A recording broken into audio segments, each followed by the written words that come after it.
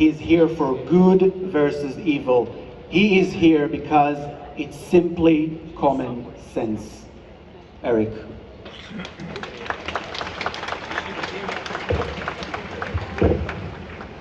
Thank you, Ophir, for that generous welcome.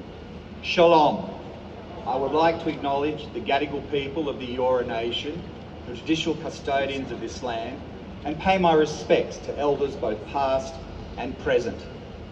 The October 7th unprovoked terrorist attacks have created aftershocks that have been felt by Jewish communities around the world, and especially in Australia. But over the last couple of days, we've had a glimmer of hope with the safe return of some of the hostages. And we hope and pray for the return of all of the hostages and for peace.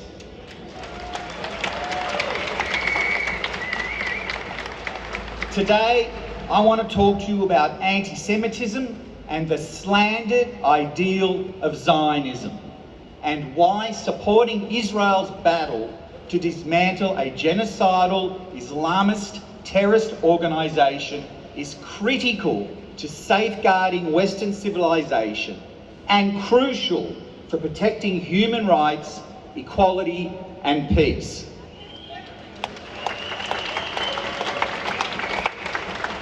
And I must call out the deceitful practice of hiding anti-Semitism under the cloak of anti-Zionism.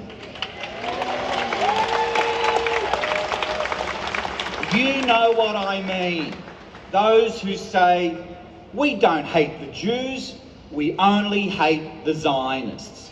Friends, Zionism is not a dirty word. It is the recognition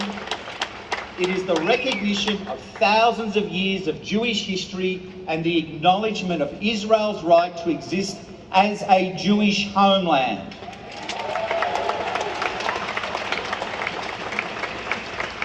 That right was recognised by the United Nations when it voted to establish the State of Israel in 1947. And to be clear, criticising the policies of the Israeli government doesn't make you an anti-Semite. Healthy debate and dissent are the lifeblood of democracy. However, when that criticism descends into demonising Israel, ignoring the actions of its hostile neighbours, or opposing Israel's very right to exist, it's blatant anti-Semitism.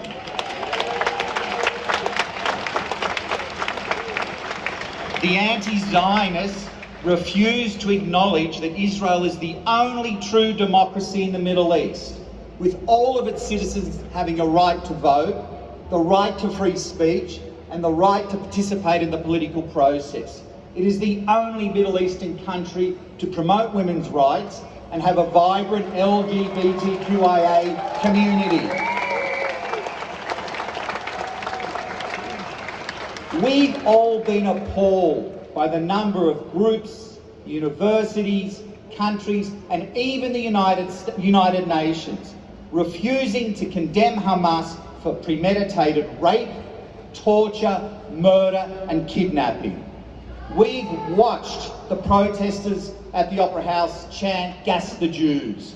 We heard the Sydney preachers calling for jihad.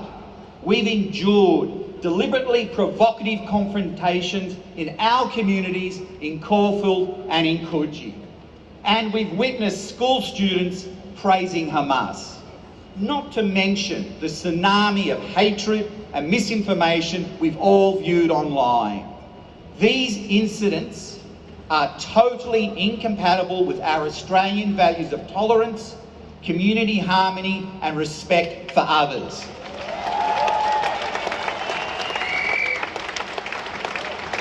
What we are seeing and experiencing is simply un-Australian.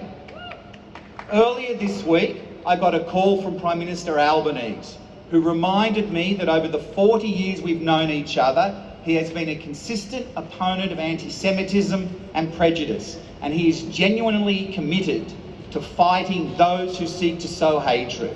And I'm pleased these views are also shared by Opposition Leader Peter Dutton. But there are some politicians who seek to exploit divisions in our society for their own political gain, and they can barely hide their contempt for the Jews. In particular, I talk about the Greens. The Greens, who not only failed to condemn Hamas's murderous attacks, but have championed the chant from the river to the sea. We all know what that chant means. It means the annihilation of Israel and all who live there. It means a Palestine ethnically cleansed of Jews. We need to call out these extremists. We need to speak out to protect our Australian democratic values and our rights to live freely and safely.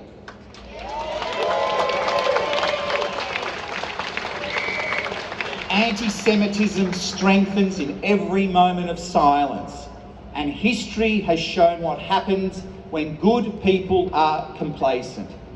I say to our many non-Jewish friends here today, thank you for your support, thank you for your solidarity.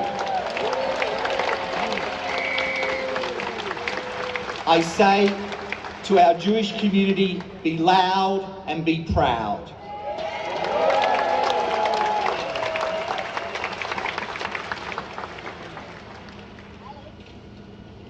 There will be many challenges ahead, but the message I want to leave with you today is that we must speak up against prejudice and hatred, and we must stand up for the Jewish homeland and for the Jewish people. Thank you.